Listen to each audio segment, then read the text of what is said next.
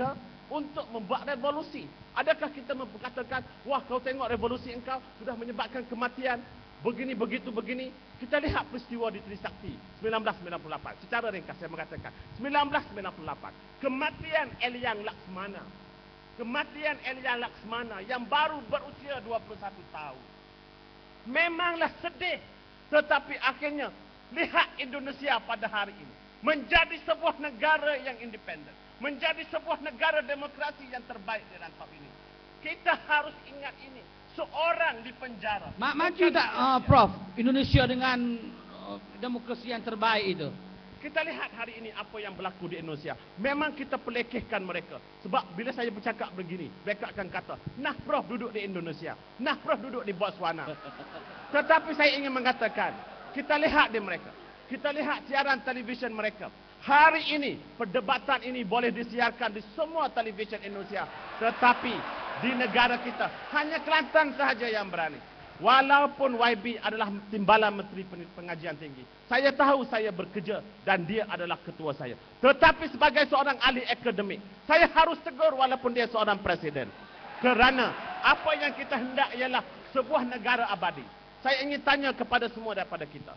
Ramai menteri-menteri kita yang berhormat kita, apabila cuti pergi ke Switzerland, apabila cuti pergi ke Finland. Kenapa mereka pergi ke negara-negara ini? Sebab negara ini sejahtera, pengangkutan awam mereka terbaik di dunia, sekolah mereka percuma, makan mereka semua sedap-sedap belaka dan sihat-sihat belaka, bukan diracunkan dan sebagainya. Lalu kerana itulah saya mengatakan, asasnya ialah rakyat semua harus berfikir. Jika parti A gagal, rakyat harus memberi teguran. Jika rakyat tidak mampu memberi teguran dengan segala macam akta dan sebagainya, maka ubah di dalam pilihan raya. Bagi peluang kepada orang lain. Apa Prof rasa terbatas kah? Pada hari ini Prof bebas memberi teguran itu? Bukan, sebab ini negeri Kelantan. Okey, Prof Samsul nak jawab sekejap. Saya sengaja kena puji negeri saya. Okey, Prof Samsul nak jawab sekejap. Apa pandangan tentang hujah malam ini? Saya sebenarnya ingin bercakap dari hati mengenai analisa pilihan raya ke-13 nanti. Dalam asesmen sekurang-kurangnya 3 penyelidikan terhadap sokongan rakyat kepada kerajaan menunjukkan bahawa sokongan itu telah menjadi 54% hingga 60% terhadap BN. Dan ini 3 kajian. Dan ini ditambah pula dengan apa yang dicakap oleh Prof Abu Shah tadi bahawa 53% dari kalangan pengundi muda yang dikatakan pengundi muda ini masalah utama kepada BN akan mengundi BN. Dan ini menunjukkan bahawa 60% adalah kedudukan BN pada ketika ini. Jika sekiranya tuan-tuan dan puan-puan ingin menerima kebenaran apa yang saya melihat. Dan ini juga boleh dilihat sendiri apabila berlakunya pilihan raya ini. Sekiranya. Okey. Jadi tetapi sebelum itu saya ingin menyentuh sedikit. Cepat saya ringkas. Saya bagi peluang bukan untuk panjang. Ringkas saja. Saya meminta maaf sedikit kerana kita sebenarnya dalam proses mencari kebenaran. Jadi saya menyatakan pandangan saya manakala Prof Abu Shah juga menyatakan pandangan dia.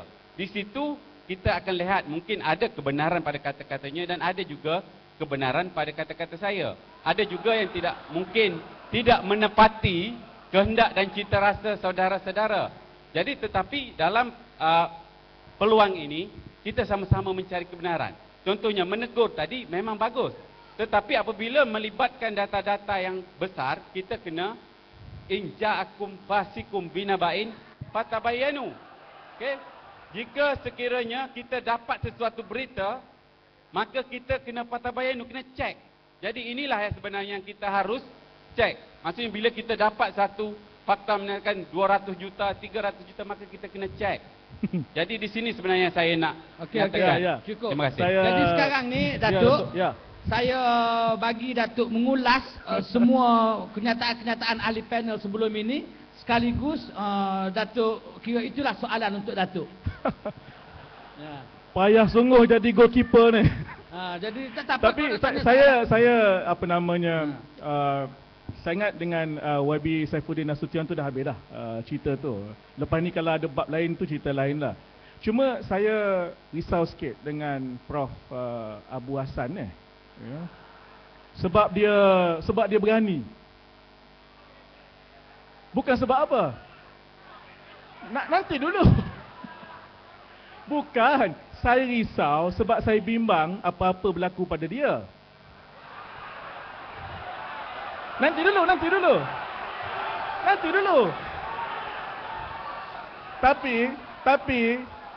Tapi saya nak beritahu sebagaimana saya pertahankan Aziz Bari, saya akan pertahankan Abu Hassan. Tak, cuma saya risau. Saya risau kat saudara sebenarnya. Apa dalam kenyataan Nah, apa yang bagi Dr. sabar. Abu Hassan tadi, apa yang salahnya? Tak. Bukan okey. apa, sebab dia berani dan keberanian itu luar biasa, itu saja. Ya, tak ada apa-apa dari segi itu. Ya. Saya nak sebutkan yang saya kata tadi di hujung pusingan yang pertama, saya katakan realiti baru. Soal media baru, ini saya fikir akan menjadi gelanggang besar dalam pilihan raya ke-13. Dalam media baru ini, ramai orang muda, ramai golongan profesional. Dan di situ nanti kita akan lihat pertandingan antara ketua-ketua parti dalam media baru. Saya fikir sedikit sebanyak, kalaupun bukan semuanya, pengguna-pengguna media baru yang ramai orang muda dan profesional ini akan terpaut dengan ketua-ketua parti-parti yang terlibat dalam PRU13. Sama ada mereka akan melihat, mereka seronok, mereka akan menyokong, itu akhirnya mereka yang buat keputusan. Tetapi sedikit sebanyak keaktifan seseorang ketua parti dalam media baru, dengan Facebooknya, dengan Twitternya, saya fikir akan ada saham yang akan menarik imajinasi pengundi-pengundi muda. Yang kedua, soal kesedaran baru sosial. Ini sedikit luar biasa. Sekali lagi, ini lapangan yang terbuka untuk kedua-dua pihak, BN ataupun Pakatan Rakyat. Orang-orang dalam gerakan baru sosial ini, dia tidak perlu daftar organisasi lagi. Ya. Sebab itu saya tak setuju bila diharamkan bersih 2.0. Sebab pada saya, dia bukan pertubuhan pun, jadi kenapa nak diharamkan? Ya. Dan kalau saya dulu Majlis Belia Malaysia, saya daripada PKPIM, saya kena daftar dalam sebuah pertubuhan yang berdaftar. Tetapi sekarang ini, saya boleh jadi ahli mungkin 100 persatuan tanpa daftar apa-apa pun secara di alam maya, dalam internet. Dan ini suatu cabaran besar kepada saya, kepada YB Saifuddin, kepada Pakatan Rakyat dan kepada Barisan Nasional. Yang ketiga ialah transformasi ketiga demokrasi. Orang bukan hanya bercakap soal pilihan raya umum sahaja. Orang bercakap soal pilihan raya kerajaan tempatan. Orang bercakap, mahasiswa bercakap, berikan kami hak untuk menentukan cara melaksanakan pilihan raya kampus kami sendiri misalnya. Dan saya setuju dengan hasrat mahasiswa itu. Kerana kita, kata Profesor Syamsul Amri Syamsuddin, dia kata, Din, kita berada dalam kehidupan, cakapnya, pasca struktural.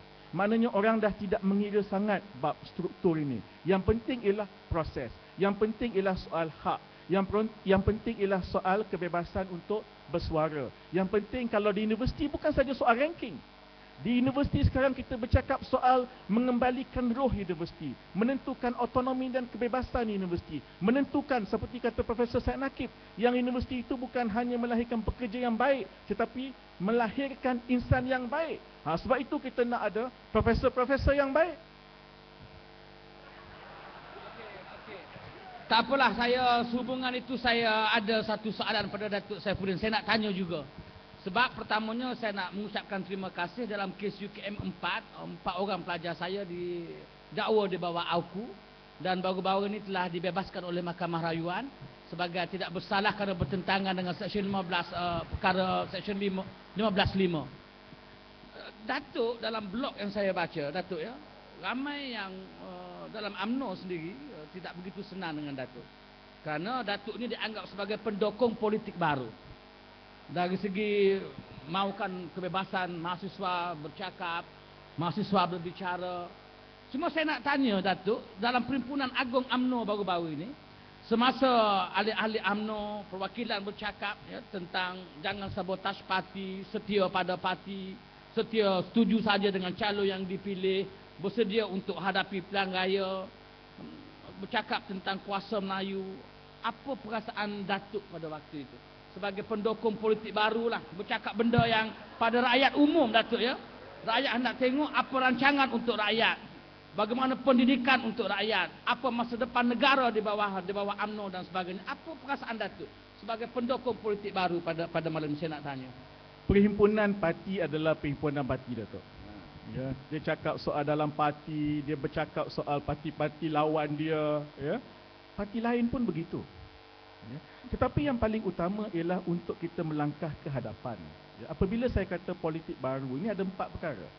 Yang pertama ialah soal integriti. Yang ini saya fikir kita ada banyak masalah, baik dalam UMNO, dalam Barisan Nasional, dan ini kita kena perbaiki sebelum untuk berhadapan dengan pilihan raya ke-13. Yang kedua soal governance baru, bagaimana kita meletakkan struktur governance yang lebih baru. Yang ketiga soal inovasi dalam demokrasi, dan yang keempat soal pemikiran. Tapi saya nak sebut inovasi saja. Saya bagi contoh. Apabila Datuk Seri Najib hendak mengadakan gagasan, bukan gagasan, tetapi soal program transformasi kerajaan. Beliau, ya, ringkas. Dia ada pilihan untuk buat macam Dr. Mahathir buat, macam Pak Lah buat. Apa yang Pak Lah dan Dr. Mahathir buat sesuai dengan zaman dia, dengan cara membentangkan Islam Hadari, dengan cara membentangkan wawasan 2020, sekali cakap selesai. Tapi Datuk Najib tubuhkan makmal yang melibatkan 1,000 orang daripada pelbagai pihak, kemudian dibuatkan pameran, 25,000 orang hadir. Ringkasnya, lebih 26,000 orang terlibat dalam proses menggubal GTP, Plan Transformasi Kerajaan. Saya tak tahu berapa orang terlibat menggubal buku jingga. Ianya ialah bila Pakatan Rakyat menggubal buku jingga, kita tak bayar kepada konsultan McKinsey berbelah-belah juta. Kita tak bayar kepada FBC Media 19.3 juta pound. Kita tak bayar pada EPCO 70 juta. Kita yakin dengan keupayaan rakyat teramai yang tampil memberikan idea dan menghasilkan apa yang kita istilahkan buku jingga. Ya. Saya fikir ini satu yang betul tak dilaku zaman Pak Lah, dilakukan zaman Najib. Itu saya akui. Bengkel sana, makmal sini, makmal sana, makmal sini, itu kita akui. Ya. Tetapi sedarkah kita puluhan juta ringgit untuk membayar perunding-perunding asing hanya untuk kenapa kita tak manfaatkan kepakaran pegawai-pegawai tinggi kerajaan yang sudah lama punya pengalaman. Yang ini saya pun tak boleh nak faham. Sebab itu saya fikir kita tak perlu terlalu obses dengan makmal-makmal. Ya, yang kita nak tengok apakah kesan makmal kepada kehidupan rakyat terbanyak di bawah. Apakah harga barang turun kerana adanya makmal? Ini saya fikir isunya. Tapi kita harus juga berlapang dada. Saya tak ada masalah dengan Datuk Saifuddin. Saya fikir watak macam Datuk Saifuddin dengan pendekatan liberal dan moderate adalah watak yang sangat asing di dalam UMNO sekarang. Ya. Saya doakan Datuk Saifuddin berjaya. Kerana nak berdepan dengan hardliner, sosok keras dalam parti ini tak mudah. Sosok keras yang berpendapat UMNO hilang kuasa, habislah Islam. UMNO hilang kuasa, habis raja. Datuk Saifuddin tak mewakili kelompok ini. Ya. Sebab itu saya harap Datuk, borang keadilan tu jangan dikoyak lagi.